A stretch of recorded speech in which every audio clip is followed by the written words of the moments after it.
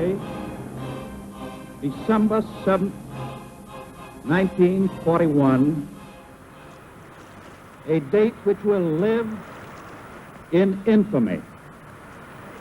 The United States of America was suddenly and deliberately attacked by naval and air forces of the Empire of Japan. Japan has therefore undertaken a surprise offensive extending throughout the Pacific area. The facts of yesterday and today speak for themselves. With confidence in our armed forces, with the unbounding determination of our people, we will gain the inevitable triumph, so help us God.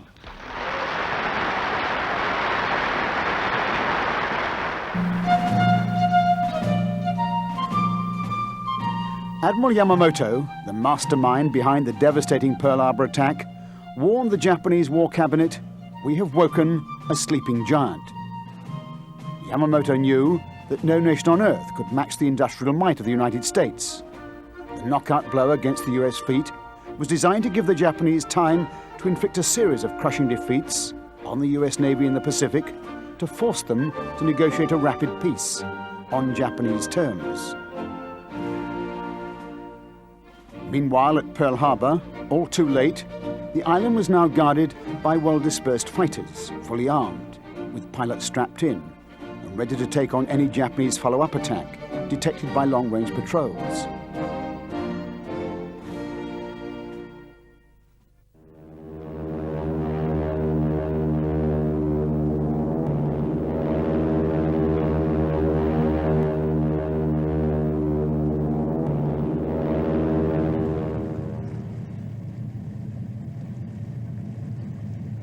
As the naval base raced to put itself on a war footing, on the deck of the submarine USS Grayling, Admiral Chester Nimitz, an ex-submariner himself, hoisted his flag as the new Commander-in-Chief of the US Pacific Fleet.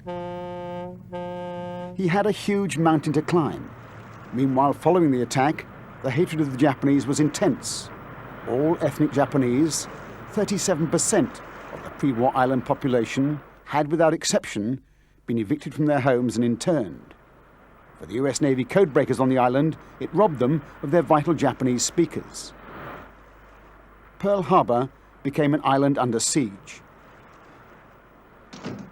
Nimitz knew that he didn't stand a chance against the Japanese fleet unless some of the battleships were repaired, however badly damaged they'd been. But effectively, he had just 3 fleet aircraft carriers, which had not been at Pearl Harbor. They now stood between Japan and complete victory. From Hawaii, long-range Catalina reconnaissance aircraft flew to the limit of their range, searching for any signs of a Japanese force. The question was, where would the next attack fall? Nimitz was desperate for some clue, and it could only come from one source, his codebreakers. Following the Pearl Harbor attack, the series of conquests promised by Admiral Yamamoto had created a vast Japanese Greater East Asia Empire, which covered a huge area of the Pacific. 10% of the Earth's surface now lay under Japanese rule.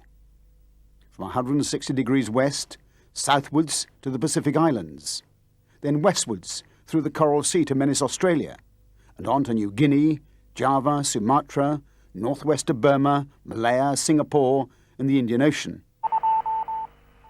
The codebreakers worked round the clock to penetrate the Japanese battle plans. These were encrypted in a tough, high-level code called by the Americans JN25. Initially, all the codebreakers could do was to use the intercepted radio signals to position enemy transmitters, both ashore and afloat. But although they had no idea what the messages contained, the sheer volume of traffic suggested the build-up to another attack. The messages were intercepted by secret US listening stations and then sent via secure undersea cables to the codebreakers, working in a bunker in Pearl Harbor, struggling to decode the JN25 signals. JN25 was the Japanese Navy's main operational code, whereas the purple machine was a diplomatic cipher used by the Foreign Office and the diplomats.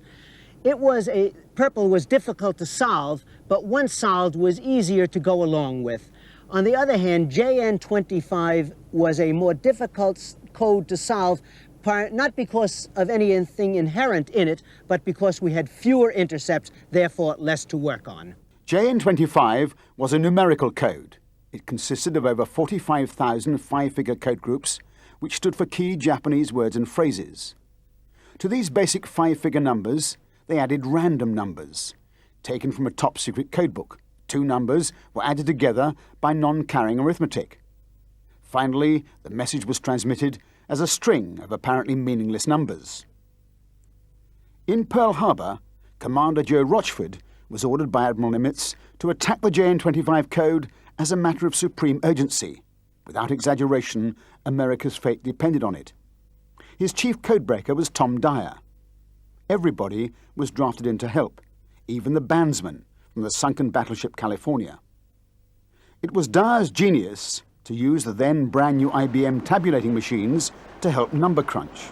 The task was to try to match numbers in the intercepted messages to actual Japanese words.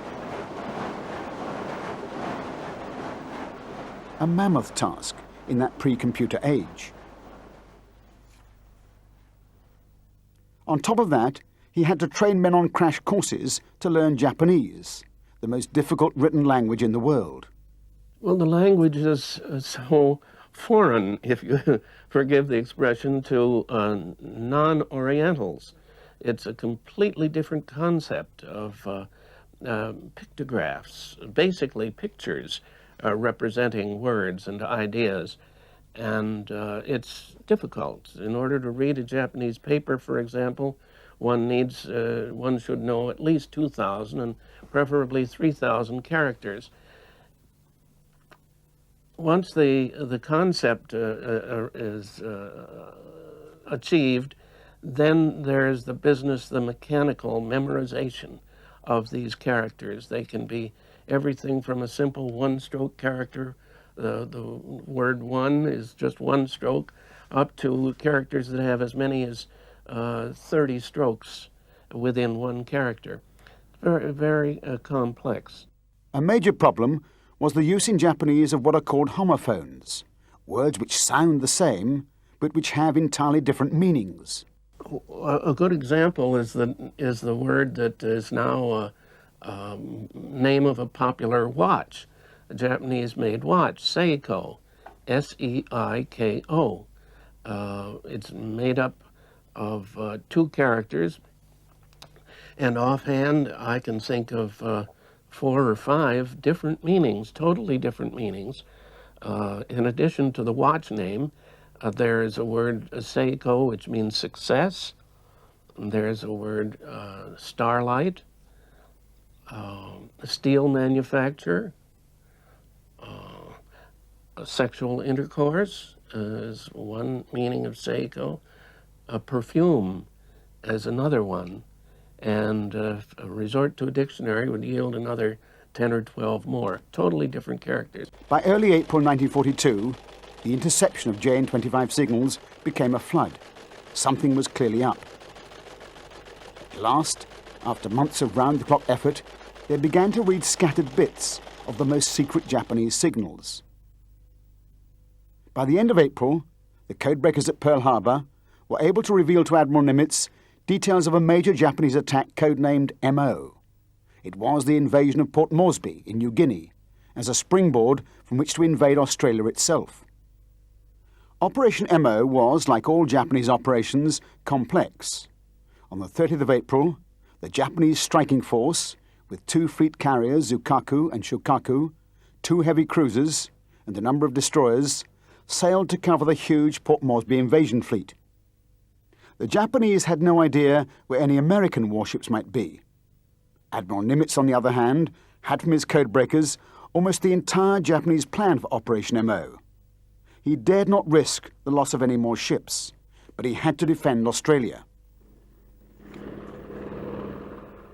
Eventually, he sent 2 vital aircraft carriers, the Lexington and the Yorktown, screened by 2 cruisers and 7 destroyers. By dawn on the 5th of May, Both the US and the Japanese fleets were in the Coral Sea, but neither side knew the location of the other.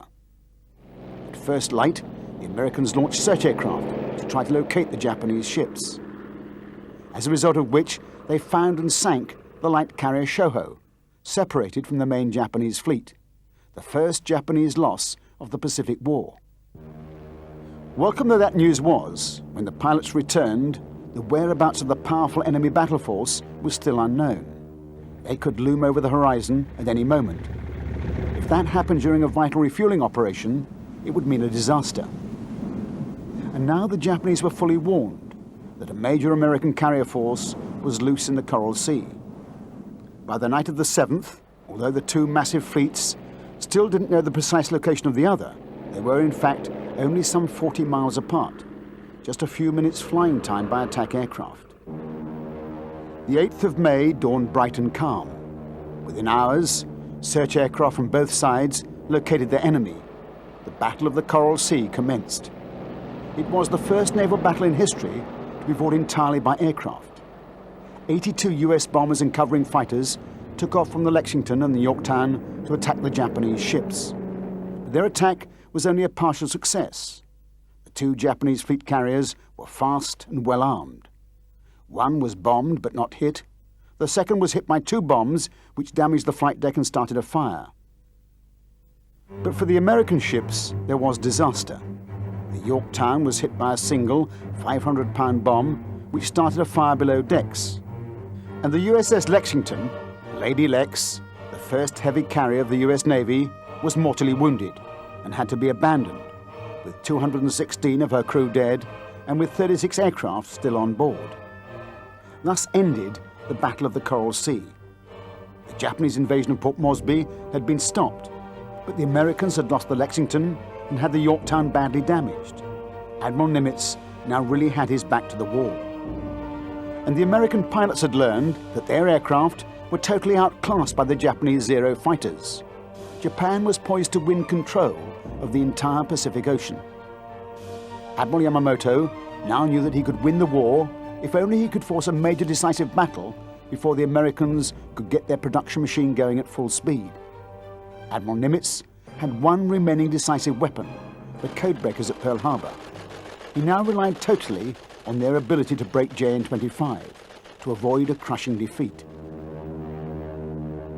Following the Battle of the Coral Sea, the US Navy went on to full alert. Admiral Nimitz knew that Yamamoto was poised to strike with a decisive blow, while the balance of forces was so heavily in favor of the Japanese. The US Navy, softened by long years of peace, trained to become battle-hardened before the blow fell. Nimitz now had just 3 fleet carriers, the Yorktown, the Enterprise, and the Hornet. The code-breaking unit at Pearl was codenamed Hypo. Its very existence was a closely guarded secret. It was located in the basement of a secure building inside the Navy Yard. The small team sifted through thousands of intercepted Japanese naval signals.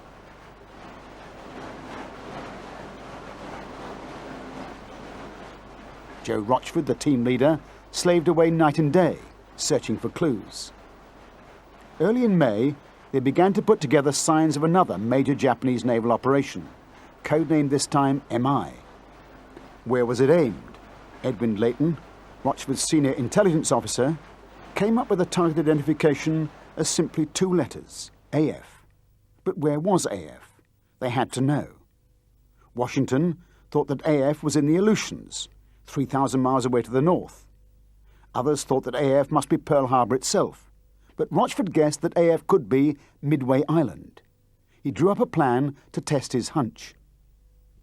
Midway Island had no independent water source, and they were dependent entirely on a desalinization plant. And he suggested that if a message could be sent from Midway saying that they're short on water, send a tanker full of fresh water, that might cinch it as to the identification of Midway.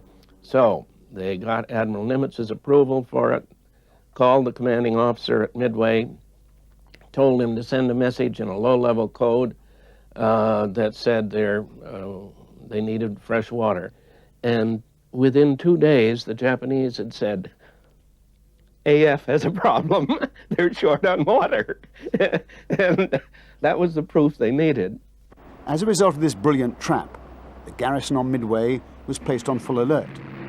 But Washington believed firmly that the Japanese had fooled Rochford with the water message, and that the real target for invasion was still the Aleutians, the gateway to the US. But working literally round the clock, Rochford began to uncover what seemed to be the whole of the complex Japanese plan for Operation MI. Nimitz stuck his neck out. He ordered the attack on the Aleutians to be treated as a diversion. He placed his 3 remaining carriers to counter the Japanese Midway invasion fleet, solely on the evidence of his codebreakers. It was a tremendous gamble. If he was wrong, the US would lose the Pacific War. Everything now rested on a handful of American pilots who knew they had to take on the deadly Zero fighters. I was just a young fighter pilot and had been with my squadron only a couple months, but real eager to get out there and have at the Zero. As all of us in the squadron were, we were fired up to go, and we had one of the rudest shocks in our life when we first encountered the Zero. We never expected anything like it. It was such a tremendously maneuverable airplane that it was unbelievable. The first time I know that I had one in my sights, I was just ready to punch the pickle, and away he went, zoo, right out of my sight. And it was unbelievable. Well, Zero could outmaneuver us all over the place, but the Zero could not take any punishment. If you got a good burst in Zero, why, it would blow right away. So that was our advantage over the Zero. Yet 1 for 1, it was a bad day to fight a Zero. As the American Wildcat fighters maneuvered on the carrier decks, Washington held its breath. Was Nimitz right? The answer soon came. Search planes located 4 huge Japanese carriers heading for Midway. They were undoubtedly the main strike force. Navy gunners prepared to defend their ships. From Midway, Army Flying Fortress bombers took off to bomb the Japanese carriers, which were only 200 miles out from the island. The bombers had barely left when the first wave of Japanese planes arrived over the island. John Ford, the Hollywood director, happened to be on Midway filming for the US Army. This is film he took during the actual enemy attack.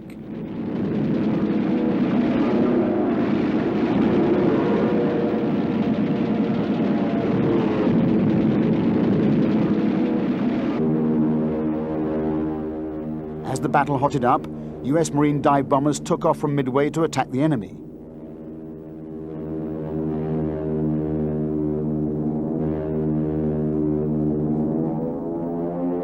But most of the defending fighters were shot down by the more experienced Japanese pilots.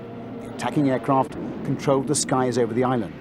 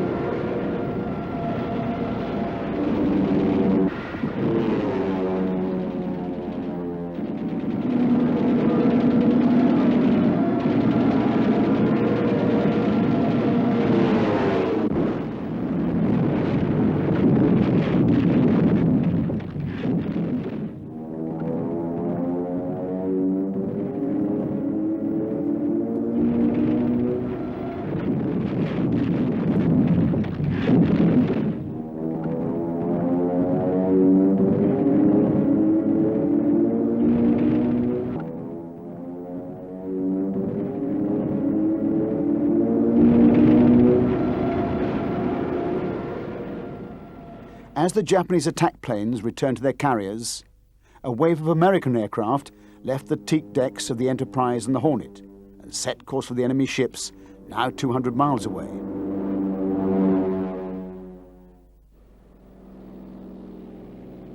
Among the aircraft were 15 torpedo dive bombers who called themselves the Coffin Squadron because of their obsolete aircraft. Every one was to be shot down without scoring a single hit. It was the high noon of the battle. On the decks of the Japanese carriers, the aircraft were being hastily refueled and rearmed for a follow-up attack. The 15 American torpedo bombers were blasted out of the sky.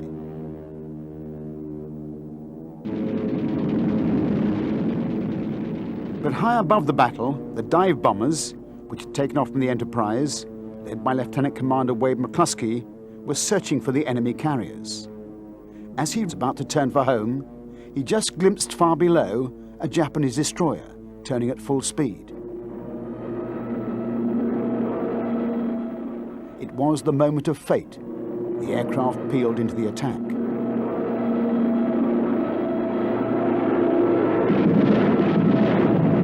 The first bomb struck at 10:26, the last at 10:30.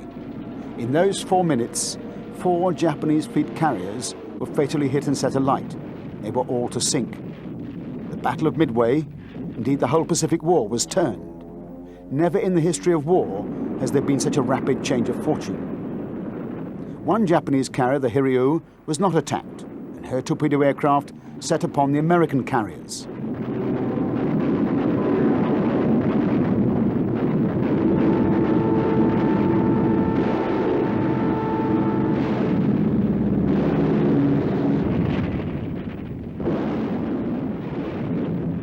We had 6 fighter planes left that were flyable. The only catch was we only had 40 gallons of gas apiece. But nonetheless, they wanted to get us off to try to oppose the incoming torpedo attack. Admiral Thatch and myself and about 4 others, that's exactly 4 others, manned these planes.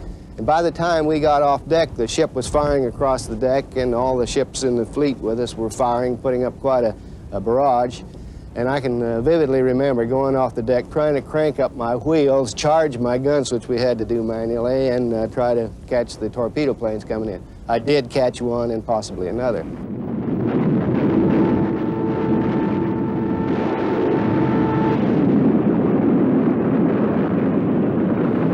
I saw her get hit. I saw the torpedoes hit her, and there was no way, of course, to land back aboard, and so ended up landing on the Enterprise, which is about 40 miles away. And very happy to get aboard with very few gallons of gasoline left.